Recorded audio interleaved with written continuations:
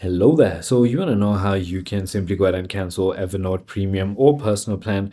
Well, this is going to be the only video that you'll ever need to watch on the internet. So with that being said, let's get straight into the video.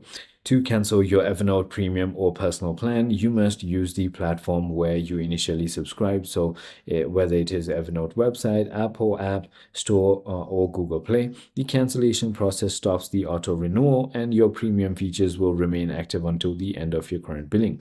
All you need to do is simply log into your account via the Evernote web platform, select billing on the left hand side menu, then find your plan and select manage for starter or advanced plans, or cancel subscription for personal or professional plans at the bottom of the page. Then follow the on-screen prompts to confirm the cancellation. You may need to provide a reason for canceling. Click the final cancel subscription button to complete the process, and you will receive an email confirmation once the cancellation is successful.